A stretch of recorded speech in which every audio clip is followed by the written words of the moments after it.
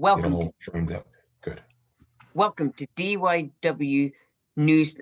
Welcome to DYW Newsscape with your host Aidan, and today I'm here with the very talented Greg Morton, and we are here to talk about how you get into his sector of work, which is a comic impressionist. Hello, and how are you today, Greg? Oh, I'm okay. No, I'm fine. Thank you for giving up your time to teach the young people here in the UK about how to get into your sector of work. So, Greg, for people who don't know you, could you please just give them a wee introduction to you and what you do? Yeah, let me tell you a little bit about myself. I started out as a baby. Actually, when I was a kid, I used to I would mimic things, different sounds, voices, especially cartoons. That was my thing when I was a kid.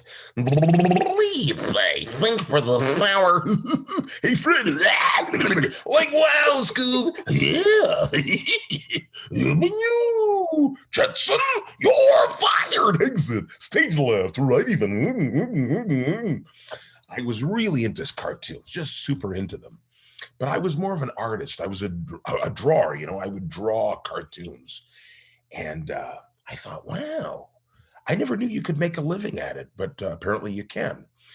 Now, as I got older, I stuck with the art thing, and I did some sketches and skits in school, but nothing big there. I thought animation, that would be something really cool. That would be something where I could take all of my talents and use them. So when I studied classical animation at Sheridan College, and this was in Canada, actually, Oakville, Ontario, and there I started doing voiceovers for my fellow students, because we all had to do film projects, and I ended up doing all of these voiceovers, but still, again, did not know that this was a profession. Mhm. And I started in college for English class. Our teacher, we had a great English professor, and he tried to expose us to as many different things as possible, to kind of broaden our scope. So he took us to improv classes, to Second City. He took us to comedy clubs. He took us to theater. Wow. So it was great, just expanding our exposure to all these cool things. And then we could decide later on what we wanted to focus on. And I decided to go stand up, Mhm. and then later voice. And for stand up, I did open mic. And open mic is when you stand up on stage and you get 5 minutes and you try out your jokes and that sort of thing. But most of my jokes would have a setup, and then the punchline would be, an impression or a funny little sound effect, something like that. I didn't know what the heck I was doing. But I always thought I was going to be an artist. So the first show I did was the Scooby and Scrappy Doo show. And I thought that was a major, major thing. I'm going, oh, let me hang on. I'm going to let me see if I got a pen here somewhere. Hang on. Oh, come on. What's the first impression you ever did on stage then? The first impression? Well, you wouldn't know who it was. Mhm. I think I did Charlie Farquharson, which is a comedic character out of Canada. Mhm. Who else? I did a lot of impressions of comedy records, Bob Newhart, things like that. Uh, just a little bit of everything, but mostly cartoons when I was a kid. What was your first Hanna-Barbera cartoon cartoons. you What's that? learned? What's the first cartoon impression you ever learned then? Oh, it was Bugs Bunny. Mhm. My mom said when I was a little kid, I used to do Bugs Bunny all the time. What's up, Jack? Just kind of a Brooklyn accent,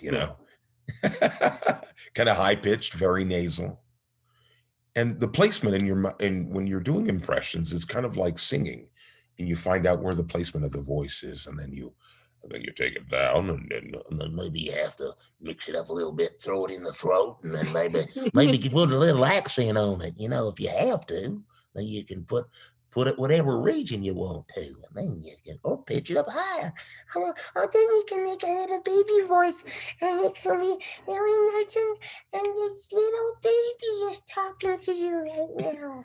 So you figure out what your range is. As you can go as high or as low. Now, I'm a lot lower now than what I was when I was a kid, but I used to be able to do a lot higher range, but now I do a lot lower.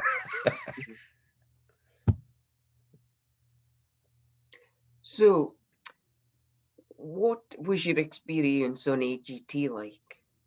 Oh my goodness. AGT, I would say one of the best experiences of my career. Uh, Everyone was so nice and they were so great. Now, it was scary. I can't, because there were all those people in the audience. Now, I'm used to performing in front of people, but when you're in front, Simon Cowell and Howie Mandel and all the different judges, and it was quite exciting. But I just went and I said, Greg, just throw yourself out there. Because if you don't, once you throw yourself out there, you can't come back. You're going to have to stay. So just go out there and meet the challenge. So that's what I did. I ran. If you watched the show, I just jogged out. I said, I'm going to meet this one head on. Mm-hmm. So now when you walk down the street or when you're going in the shops, does people notice you now that you've been on TV and now you're on YouTube and all of these different websites? Yes, quite a bit. I'll tell you a story. While I was on the show and we were taping it in Hollywood, I went out to we were at the theater, the Kodak Theater, just outside there. Well, in there, and we were in the green room area. And I said, I'm going to go out and get something to eat.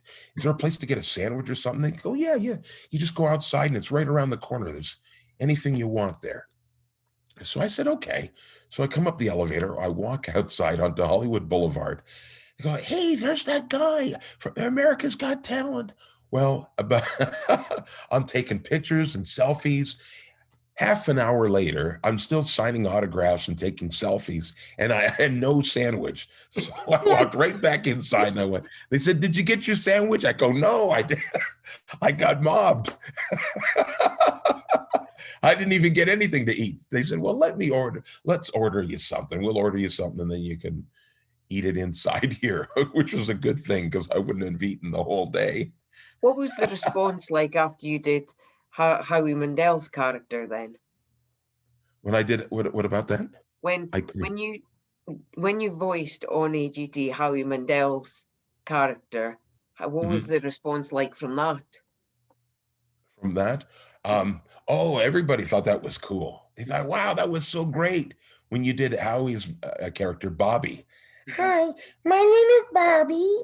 I'm Bobby too. Remember we had that little tete-a-tete, we're going back and forth, and he loved it. I guess he hasn't done that character live or in front of people. He doesn't do those impressions. So I bet everybody told me that was really something to get Howie Mandel to do his character voice.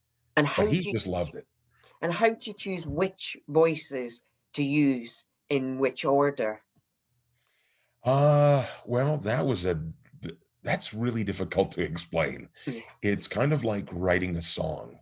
See, that's how I approach these things is I approach it like my first bit, which was Star Wars. And that's the first piece that I'd ever done where I would take a piece of music and then put the voices in a certain order so that it's almost a song. And it was a very different way of performing impressions. Usually most people say, this is Gilbert Gottfried, and this is what it would be like if he were in the movie Star Wars. These are not the droids you're looking for. Move along. That's how impressions are done. But I did it with music, and this just happened by accident. I was at a club, and this the bartender was really into Star Wars, so he put on this Star Wars music in the background. I was cleaning up my stuff. I got a few props, and I started doing, a few of the impressions over the music. I go doing the lightsabers. Yes, go ahead, young Skywalker. Join me and your father on the dark side. And he goes, "What? that is great. You should put that in your act. What are you doing? So gradually I started to put it into my act. Now, at first when I did it, I threw it in as a punchline for a joke. Mhm. And then I put it in as a full piece. I thought this could be a piece. It could be a chunk, something that I would be a closer you could finish with. Then I met another comedian and he says to me, you know what you should do? You should open with that. And I said, why open? I mean, that's a closer. Well, he says, well, if you open with that, if you open with something strong, you'll never have to work that hard for the rest of the show, because then people have confidence in your performing ability. You know, it's kind of like when you watch a comedy show and you're watching a comedian, it's kind of like going on a ride with a stranger. You don't know if they've driven before, if they've ever been driven before, or if they've ever been in an accident, or if they have insurance. You don't know. So you don't know. Should I go on a ride with this person? I don't know. But if you can just bam, hit them right away, they'll go, yeah, okay, I think I could take a ride with this person. And you listen to their routine and you start to enjoy. What So sparked that's you? how that whole thing came about. What sparked you to realize that the voices that you've been doing for so many years could then be turned into a job? That it could be turned into a joke? Yeah, a job. Oh, into a job. I'm sorry. That's okay.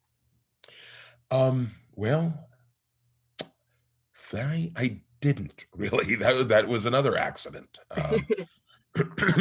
When I was doing stand-up comedy, I got an agent, and this agent, I guess they were looking for people for a sitcom, and I was pretty young at the time. I think I was in my 20s, and the sitcom was called Hanging In, and they wanted this kid who lived at a halfway house, and he was really smart. And I was the kid who I was studying to be a lawyer. I'd gotten in trouble with the law before, but now I'm studying to be a lawyer, in my spare time. So it was kind of a funny character, more like me, basically. And I would have this bravado, this voice that, I wish I could remember some of the lines, but it's been so long ago. But that was my first really serious acting job, And I spoke to my agent. I said, I used to do voices for student films when I was in college. Could you send me out on some auditions? And he says, yeah, sure. I think we could try some of that. So the first audition he sent me out on was for a show called Hello Kitty. You know Hello Kitty, Yes. of course, right? And well, they made that into a cartoon show. And what they did was, for all of the scripts, it was called Hello Kitty's Fairy Tale Theater. And they were just parodies or jokes, lots of gags, parodies of old fairy tales that everybody knows, but they would have a little, just little, they'd be skewed a little funny, a little bent. So the character that I auditioned for was this character named Grinder. And he was a dog, and he sounded like this. So the inspiration for the character was Fred Gwynne, an actor who played Herman Munster on The Munsters, and a cop on this old television show from the 50s called Car 54. And when he got excited, he would go, oh, oh, oh. Well, that's what they wanted this character to have, this signature saying. He would go, oh, oh, oh, when he got excited. So that's what I did. I went, oh, oh, oh, oh. Oh, hey, hi, Kitty. Oh, it's so great to be here in the fairy tale land. I can't believe it. Oh, oh, oh. So that ended up being the first job that I got. Now, after that happened, the director came up to me, and he knew about my animation background. And he said to me, hey, Greg, how would you like to direct? I go, what? He says, yeah, you're good at this, and you have some animation background, and I think you'd be perfect for this job, because he was flying in. We were doing this in Toronto, Canada, and he kept flying in from Los Angeles. He'd have to fly in every week and be away from his family. And I think they were looking for someone who was living up in Toronto and could do it permanently. So every summer I got to do cartoons. Wow. I got to direct, and I got to do some voice work for cartoons. So kind of one thing led to another, and I ended up doing I worked on Super Mario Brothers Oh, wow. Super Show. Yeah. I would directed that, and The Legend of Zelda, and all of these video game cartoons that came out at the time, which was so cool because I was into video games. I had a Nintendo.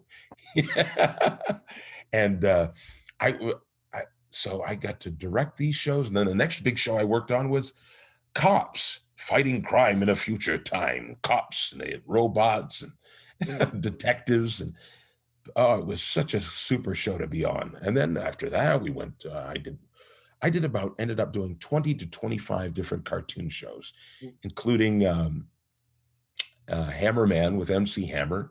Wow.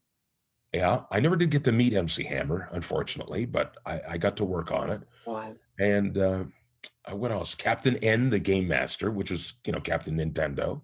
And I worked on my last big voiceover project was Stunt Dogs. I don't know if you look it up, you can find it. And Dogs is spelled DAWGS. And I had 3 or 4 different characters in that one. One was a female. Her name was Velda, and she sounded like this. A lot like, she was like a Flip Wilson character. It's kind of like Flip Wilson's Geraldine. So I put it like I kind of cross it with so she sounded like a chainsaw. And she was always chasing this one guy. His name was Crash. He was a stunt driver, but he would always crash his car.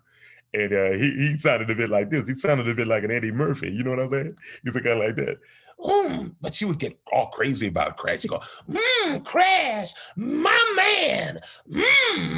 Come here, honey. I can't wait to get my lips on you. And then and then there was another character that was kind of like a Dudley Do-Right.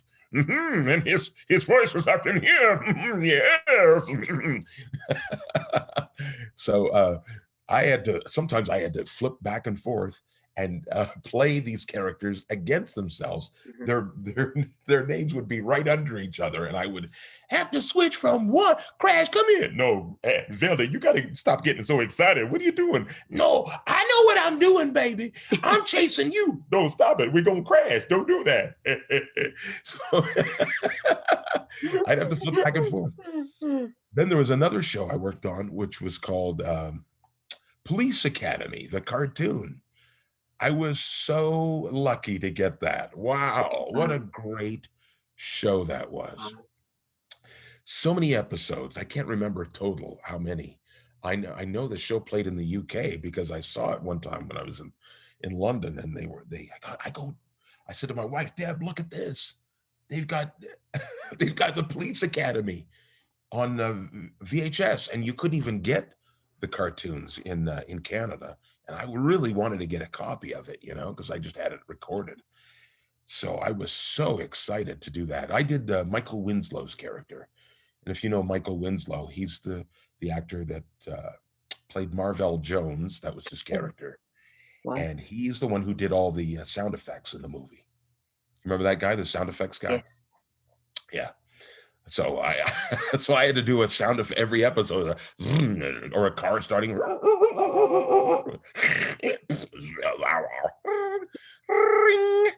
different sound effect, whatever it was. Did you have any jobs before you became a comedian? No. No, I didn't. I listened to a lot of comedy albums. I think I listened to, Bill Cosby and a few other different comedians. Oh, when I was in school, we had some great teachers, and I had one teacher. Her name was Mrs. Brown, and she would bring in albums, old vinyl albums, recordings of different comedians. And one of the first ones she brought in was Bob Newhart, The Button Down Mind. And that's when I really, really fell in love with comedy. He did this style of comedy called telephone comedy, where he would have a conversation.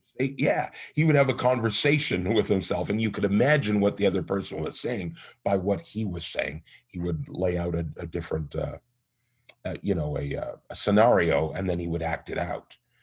And one of them he did was called The Driving Instructor. And he was kind of a nervous guy. Okay, now, Mrs. So-and-so. So first you put your key in the ignition. And I just thought this was so great. I love this routine. I loved it so much, I actually copied it. But I put in my own routine, my own jokes, and I based it on my experience with driver's education. And I did a parody, or I did an impression of my driving instructor.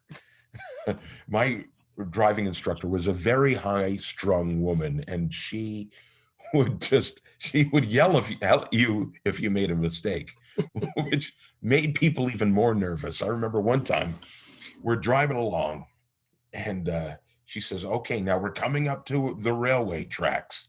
Make sure you stop before you get to the railway tracks, and look in both ways to see if it's clear, and then proceed across the railway tracks."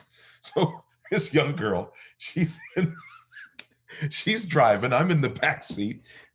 The girl pulls up, stops in the middle of the railway tracks, looks both ways, and then so she goes, "No, what are you doing? Not here. You don't stop in the middle of the railway track." Oh, we laughed.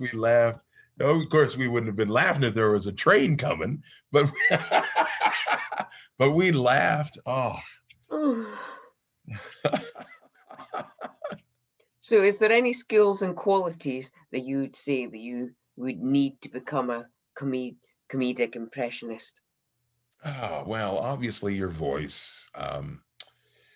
You know what? You should have a good reference. Mhm. And when I say that, I mean, you should read a lot, and you should be immersed in cultural, what do I want to say? Movies, cartoons, television shows. You want to know all of your actors, because they will ask you, or they will reference different cartoons, figures, famous people, shows, and you'll need to know them. It'll help, So during the pandemic, I did a lot of different impressions, and some impressions I had never done before in my life. And they said, there's this one commercial came in, and they wanted an Idris Elba type. And so I go, like, Idris Elba, man. So I'm going, looking on the, I'm listening to it. Let me see if I can do it. If I hear it, I can mimic it. Hang on. This is Idris Elba. We are canceling the apocalypse. We are canceling the apocalypse. So I started getting the accent and then the tone and that sort of thing. Mm-hmm. And then another one. I almost got that one. They were going to record it, but they got a little skittish because it was COVID time. But I had that job, and it was for a car commercial. Oh, wow. And another one, they asked me to do Morgan Freeman, and I'd heard Morgan Freeman before many times. I was kind of working on that already. And Morgan Freeman is a bit like this, and his voice is very low. Wow. And calling you from Shawshank prison, and my friend Andy Dupree. so that was a very fun thing, especially if the microphone. Here's another thing you got to remember: get a good microphone, get good equipment, because what's happening now is all of this work is moving to online. Yes. So you don't have to be there. In my day, when you had to physically be in a place where these shows were being filmed or taped or created, what have you. But now you can be almost anywhere in the world, and you can do it from your computer. You can have a whole setup. Like I have a setup in my closet. I've got foam in there, and I've got a microphone set up, and it's all hooked into my computer and that. So you should have a good microphone. A cardioid microphone is what you need. Cardioid describes the type of microphone that it is and how it picks up the voice. Usually it has a wide membrane in the front that picks up your voice. And what other? There are a few other different types, but that's the kind you want. Don't get the USB type, the ones that plug into your computer. They're good, but they're not good enough for voiceover work. And I would suggest, I would recommend the Rode microphones. They come out of Australia. You know Rode, right? Yes. RHODE, I think. Great microphones. And they'll give you, they won't give it to you. You got to pay for it. But they'll give you, you can get a kit with the stand and everything and the microphone, and it's got the windscreen. Now a windscreen is for people, for plosives, and that means P-pops and sibilants, because a lot of people have this, with their S's and they, which is very irritating, but this will block a lot of that. You have to be very conscientious of that, especially plosives, because now plosives, when I say that, like B's, P's, you hear that? You hear that sound? You don't want that. Now you can control that with your voice and you make them a little softer. You don't push them as well, punch them. But that's all it is. The microphone is picking up the air coming into the microphone. But this windscreen will block that. And so that's what I did. I got myself one of those kits, and it made it a lot easier for me. And it was a better quality. And I started to get some things as soon as I changed my microphone. So people are really, especially in the business in Los Angeles, you got to have good sound. It's so important. And so that's what I would suggest. Getting a good microphone, as good as you can afford, or you can even go to a secondhand shop and pick something up and start with that and start practicing. And you could do some skits with your friends. Make your own sort of comedy records or albums and playing different characters, writing your own script. That's what I used to do. I would make up my own scripts when I was in school. I did voiceovers and advertisements or advertisements, I should say, for school dances and things like that, doing voices. Anything I could do. I also do some animation, not so much anymore. I draw a little bit, but not as much as I used to. Other people have approached me, asking me, "Oh, would you lend a voice to that?" And I go, "Yeah, sure." I go, I'll help you out if you'll help me out. And this young kid, his name is Sam, and he animated my whole Star Wars routine from AGT. Yeah. And it looks so cool. It's so funny. So if you go to my website, you can find it. It's posted on there. Wow. And he did a great job on it. It's quite funny. So now he's working on another cartoon. It's his own creation. And he did that. You can do podcasts too. Podcasts are great. I started working on a podcast. I never did finish it, but I've got 5 episodes. Most of them are written, 2 of them are performed. And it's a Star Wars podcast, but it's with all the different Star Wars characters. And it's a chat show.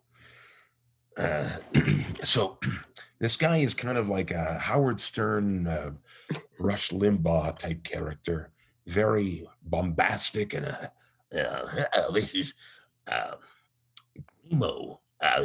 This is the name I came up for, Grimo.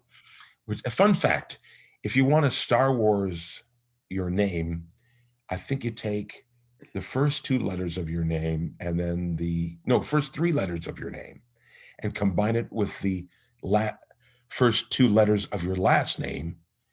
That's your name in Star Wars. So Greg Morton, Grimo. So that's where I came up with that Star Wars name. Yeah.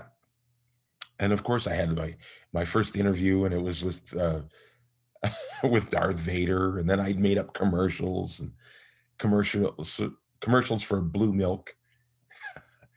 It's hot. It's Tatooine. It's very hot. You know, it would go great right now. A nice, cool glass of refreshing blue milk. Bantha milk. Brought to you by the farmers on Tatooine. And so it was so much fun, man. But just practice. Yeah. You've got to practice a lot. Mm-hmm. Practice your craft. Practice. Takes a lot of work. Mm-hmm. It's not going to be easy.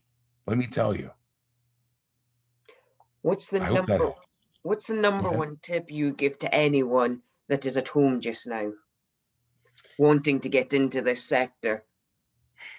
Well, I would say I would do a lot of homework. I would watch a lot of things that you haven't watched before or seen. Step out of your comfort zone and watch some of the older things, not just the new stuff, the old things, because a lot of times the people who do the writing, they might be around my age, so their references might not be actors or characters that you would know. Mm-hmm. And it's very important to warm up your voice. If you want to have any longevity in this business, you got to treat yourself well. So I will, I'll go like this. I'll do scales. I'll go, and I'll go really high and then low, high, and back and forth, and these little exercises to kind of stretch it and then stretch my range, you know. And don't get discouraged. I mean, this is a great time, really. A lot of people think it's a terrible time. This is actually a good time because nobody can bother you. You could do whatever you want. You can make your own a course for yourself. You can go like, well, I'm going to major in voiceover work. I know that there's no class for anything like that, but I'm interested in it. I like it. I enjoy it. And so I'm going to make up my own homework. So you start surfing around the internet and you find videos and recordings of old animation, animated cartoons, maybe get the Disney Channel, start watching some of those things that you've never watched before, and listen to some of the greats, some of the great voiceover character actors, you know. For a young person, would you suggest, if they're nervous or don't know if they should put themselves out there, would you say go to a talent show, local comedy club? Would it be YouTube? What would be the best way for someone to first put their self out there? I would definitely say a contest. I mean, that's what I did. Mm-hmm. The first contest I entered when I started comedy was the So You Think You're Funny contest. And I ended up winning. Oh, wow. I came in first place. I can't remember. Oh, the prize was $400, which was a lot of money. But I ended up taking that money. I had to pay for some cases that I bought to hold some equipment. You see, at the time, I was also a mobile disc jockey. And that was one of my first jobs. Actually, my very first job. You're going to find this funny. I was a PA announcer in a department store. That was my very first job. I was 16 years old. And I would take the flyers, and I would go, "Good evening, shoppers, and welcome to Wilco." That was the name of the store, Wilco. It's like Woolworths, a lot like that. Welcome to Wilco. We've got ladies' pants and shorts on sale for just $3.99. And I would go there, but my voice sounded a lot more. It was a lot lower and more. It was smooth. It was very modulated type of voice for a 16-year-old. You know, I had a pretty good voice. You know, most 16-year-olds, their voice is just starting to crack. It's starting to find a lower register, but so maybe they wouldn't sound so great on the microphone. But I don't know why, I was really good at it. And when they first told me about the job, they said, well, we're going to try you out for a couple of weeks. We'll see how it works out. It might not work out. And I ended up working out because I ended up staying there for a year. And finally, I had to kind of move on. I really had to focus on my studies because I found that, I had to really commit to my schoolwork. I really wanted to, so I left that job. But I started my own business as a mobile disc jockey. Now that is great experience if you want to get practice, because what I was doing, I would get up in front of an audience, play music, and then announce who sang or wrote the song in between. And hey, coming up, ladies, come on out. Are you ready to rock or let's dance? And you know what that taught me? First of all, it got me comfortable in front of a microphone and in front of a large groups of people. That was number two. And number three, it gave me stage time. It gave me time in front of people. And it taught me how to read a crowd, which is so difficult. It's almost, I would say kind of instinctual in a way. But I learned by failing a lot. Like I'd throw a song on, nobody would get up and dance. It would clear the whole floor. And I go like, okay, don't put that song on anymore. And it's the same way with jokes. When you're in front of an audience, you have your set list, you have a bunch of jokes, you throw out a joke, and if you don't get any laughs, okay, don't play that joke anymore. It's the same sort of thing. So it really came in handy for that. But reading the crowd, man, I got to tell you, that is so important. Reading their mood, you know what I mean? Yes. So how much commitment and hours would you say it takes to do your job? Wow. Well, there's that book where they say you should put in your 10,000 hours. And I would say that is true of anything. Anything that you do, you want to put in 10,000 hours. I'll give an example. When I was in art school, one of my instructors said that, you don't really get good until you're finished those first 10,000 drawings.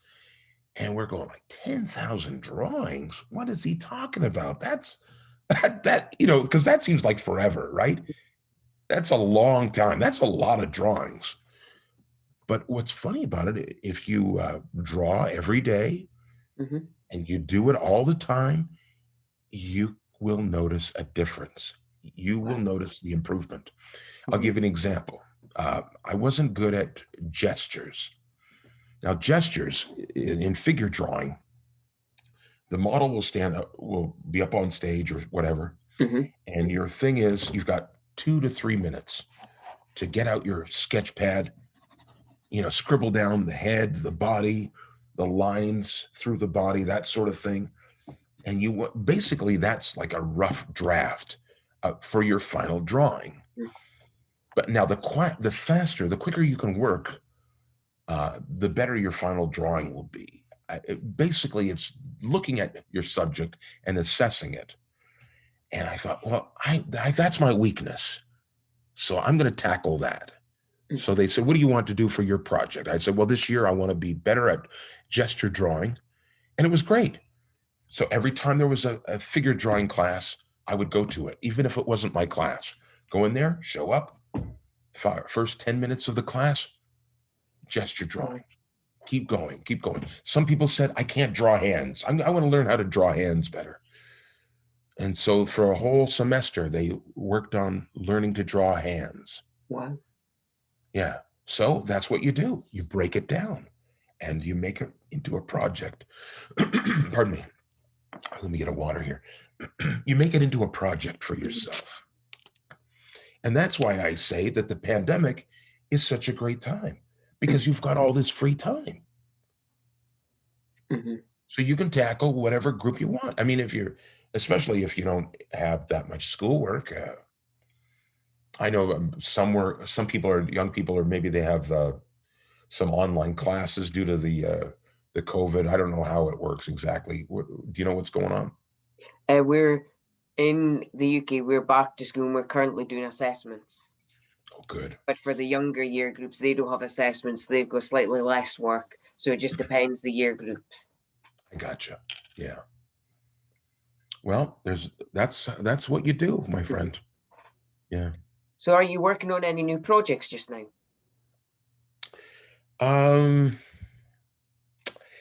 Yes and no. I can't really, some things I can't really talk about. Yeah.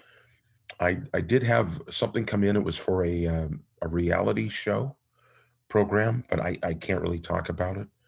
We'll just see how that goes. You know, I most of the time when something happens or comes in, I don't talk about it because it seems to take energy away from it. Yes. And I've learned that lesson hard. So now something will come in and I do my audition, and then I let go and let God. You know, I let the universe take over. Is there any? And basically, that's what you go. Just stop worrying about it. Don't worry about it. Just do it.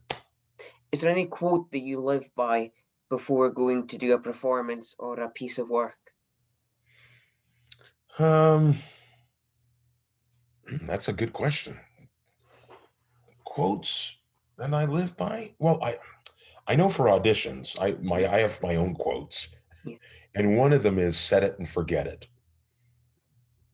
Meaning that you just do it to the best of your ability and just set it like it's set in stone, and then forget about it. Don't obsess about it. It wasn't perfect. Okay. You'll have another kick. You'll be up to bat later. You know, it'll come around to the next inning. So and you'll get another swing. Never obsess about your we're going to obsess about our work anyway. But just accept yourself, your mistakes or whatever. I think that we should never beat up on ourselves, especially if we're creatives. You shouldn't beat up on yourself anyway. You know, you can get a lot of bruises, but I'm just saying that there's an inner child inside there.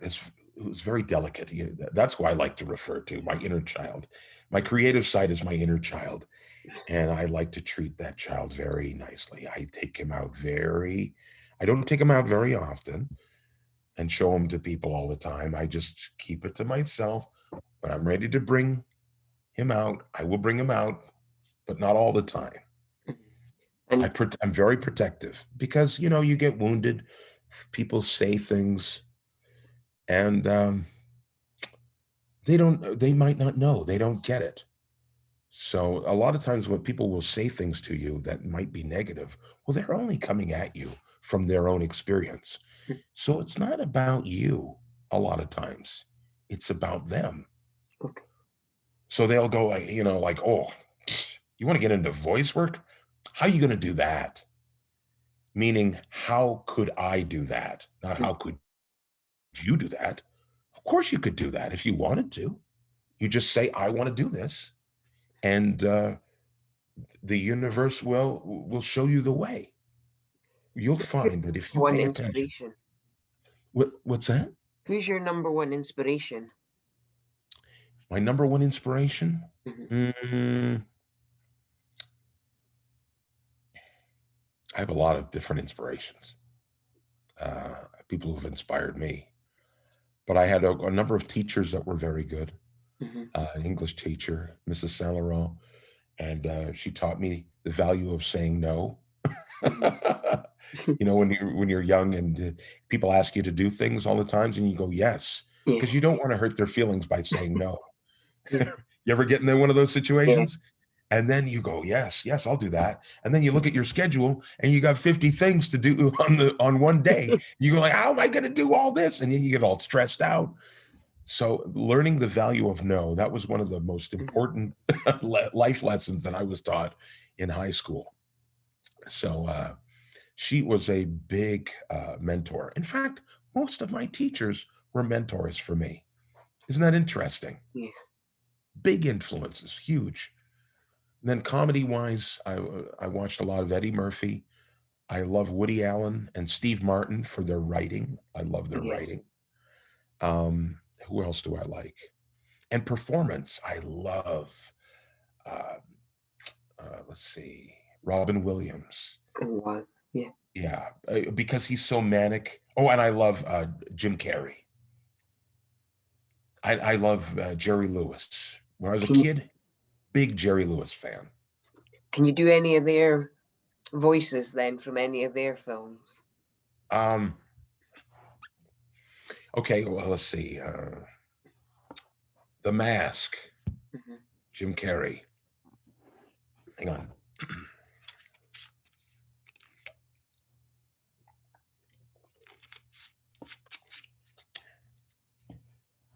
Did you miss me?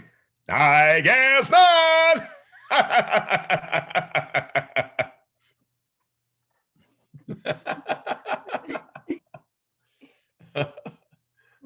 Oh my goodness. Wow. Wow. Sound effects too, I love too. I love doing the creatures like Jurassic Park. Welcome to Jurassic Park. And when I do that over the microphone and I throw a little reverb on it, and man, it sounds like that sound that sometimes I remember doing Godzilla for an audition. I'd have to do Godzilla. And that's all just it's all in the throat. So it's kind of screaming and then shaping my mouth so that the resonance changes and manipulates the sound. So, or here's a really cool trick. I learned all kinds of tricks when I was doing voiceovers for animation. If you had to talk underwater, a lot of people weren't good at doing it in the throat. What that is you're wiggling your uvula back and forth. A lot of people can't do that. So here's a really good cheat if you want to do that. You go like, then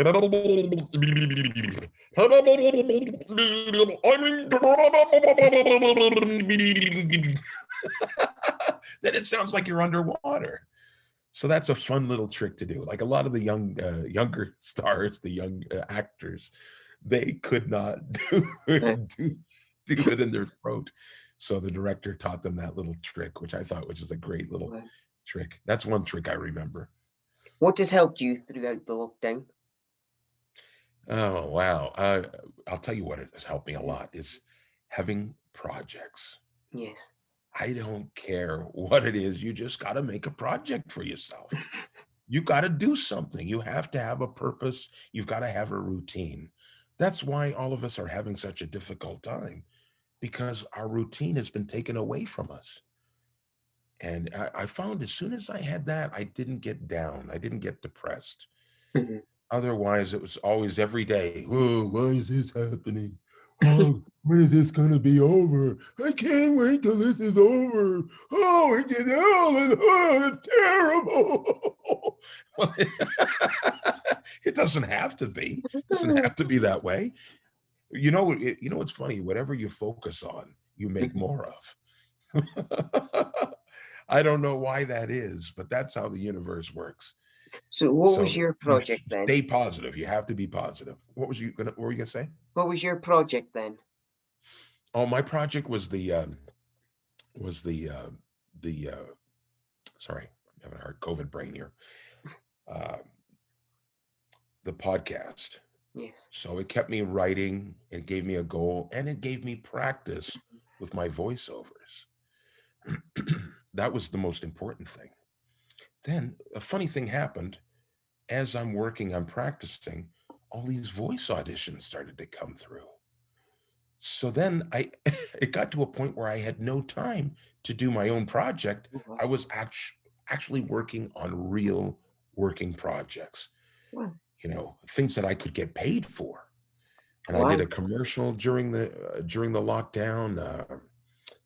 came very close to getting a couple other bits of work. I did a lot of Zoom work, and I did some Zoom shows. I did a lot of interviews with people. I did some corporate shows where corporations, businesses would hire me to put on some skits, some shows. And I made up my own routines. I would say, well, let me do some things that are in a theme for your company. And I did one for breast cancer, and it was in Nashville, set in Nashville, Tennessee. And I said, what about the Grand Ole Opry? And I go like, the Grand Ole Opry? I've never been there. So get out the computer, type in Grand Ole Opry. I start looking at tapes and old videos of the Grand Ole Opry, and I'm going, wow. Then the ideas start coming into my head, and I start writing ideas down, jokes, characters. And I came up with this, howdy, folks. My name's Tex Freezing. I'm from Texas, so I've been freezing. And I wrote this whole routine. I got out a guitar, and I said, but the guitar was about this big. It was really small. And I go like this. I got this little guitar here when I was 5. It was a gift to me from Santa. And I never did believe in Santa, but after I got this guitar, I started to believe. So let me tell you, I'm going to sing a little song for you. I wrote 375 songs while I was in lockdown. Hey, what else you going to do? We're in lockdown. Let me tune up my guitar here. Bing, bing, bing, bing, bing, bing, bing, bing. My dog has fleas. And ring, ring, ring, ring, ring, ring, ring, ringworm, ringworm, ringworm, ringworm, ringworm. Yeah, they're good. Okay, I'm going to sing a song for you. Now, a lot of you parents out there, your kids have been in lockdown, and they told you that you got to homeschool your kids. Well, that's ridiculous. Some of us haven't been in school for 10, 20, 30 years. They want us to teach our kids algebra. I'm sorry, but Daddy drank that away a long time ago. So I'm going to sing a little song. Here we go. Take these kids and shove them. I ain't homeschooling no more. The algebra class, no, the brand new math and algebra class got my brain a hurting sore. They're not let these kids stand here, or I'm going right back through the door. Push them right back through the door. Take these kids and shove them through that classroom door. And then I made up all these songs. I made up a bunch of song parodies, and it was so much fun. Now, I didn't even use half of them. I ended up writing so many different songs. It was a lot of fun. And then I made my own commercials. Now, that's a really cool thing to do. I made one with a lawyer. So now, some of these attorneys, they have, they're called slip and fall. You guys have those, right? Where if you have an accident, an attorney, a solicitor will take your case. Oh. You know what I'm talking about now, right? Yeah. So my solicitor, my attorney or lawyer was for people with hurt feelings. Hi there, I'm Cash Stronghold. And have you ever had your feelings hurt? Or has someone ever said something to you that really hurt your feelings? Then call us at the Millennial Law Group at 1-800-SNOWFLAKE. That's 1-800-SNOFLAK. But please, don't call us to tell us that we spelled snowflake wrong. That hurts our feelings. So I just creating ideas. But you got to stay quiet, and you got to lock yourself in a room, and ideas will come to you, but you have to get into a routine Now, here's how I write jokes. What I do is sometimes getting started writing is really tough. So I read this book called, I think it was Writing on the Right Side of the Brain or the Left Side of the Brain. Sorry, it escapes me right now. But in that book, it talks about morning pages. So when you wake up in the morning, you write a full page of just gobbledygook, just stream of consciousness. Whatever comes to mind, you don't read it, you just write it. Right.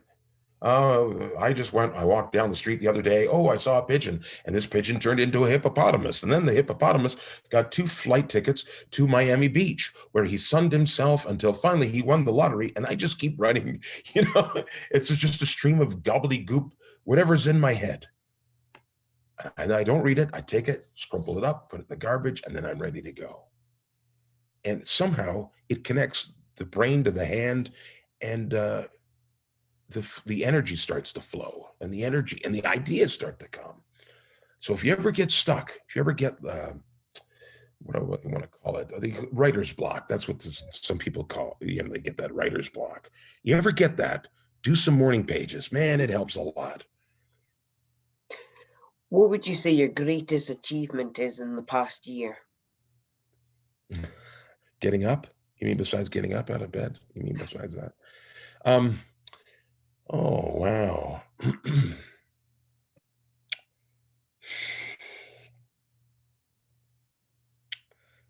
That's a tough one. I don't know.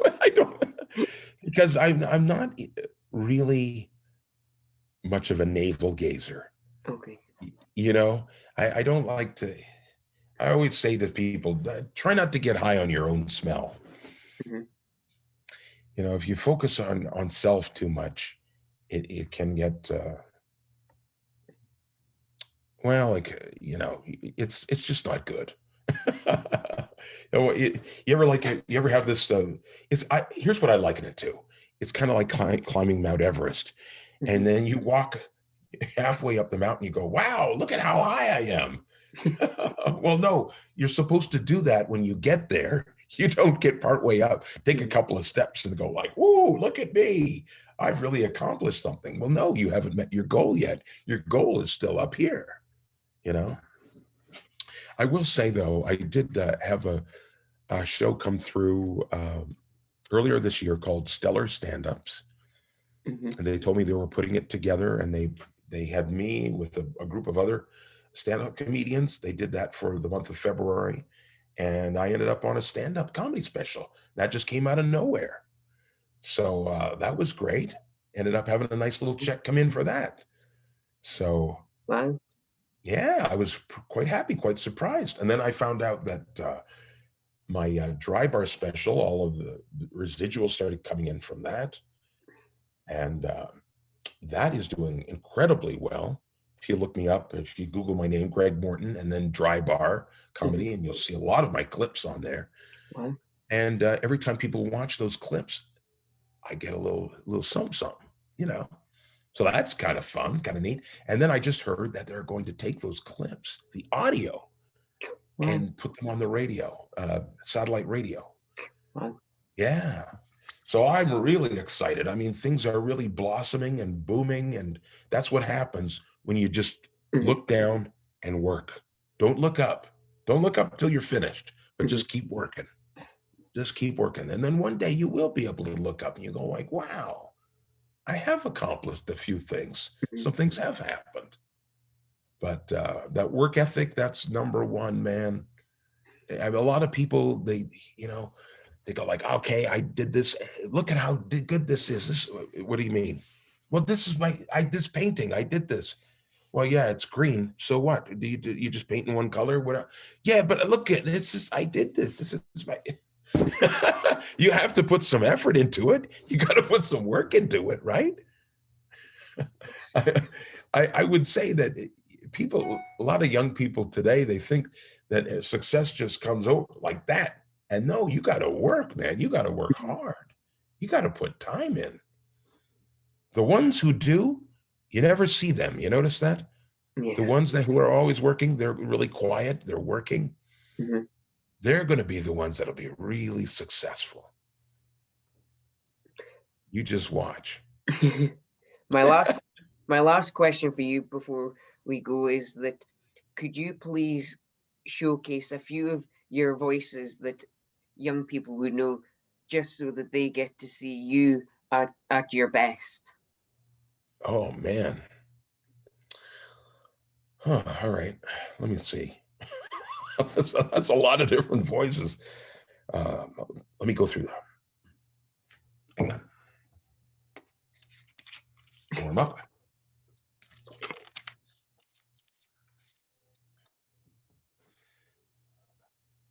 Na sekanya mamagiti baba. Oh my, I don't know. I'm afraid. I don't have any courage, or a brain, or a heart. What are you? I'm Batman. I am sick and tired of the monkey-fied snakes on this Monday to Friday plane. Yes, my precious. It's a story from Samigo. I want it. I want the precious.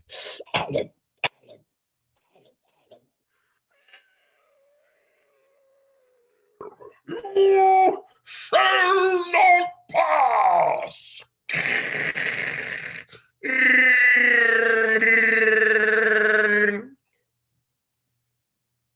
How was that? Wow. Yes, go ahead, young Skywalker. Join me and your father on the dark side of the force. Good, good.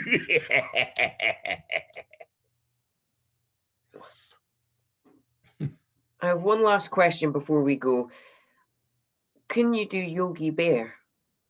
Oh, okay. I heard bits of it from other voices you did, and I wondered if you can do it. Hang on, let me think here for a minute. Hey, boo, hey, I'm smarter than the average mosquito. Hey,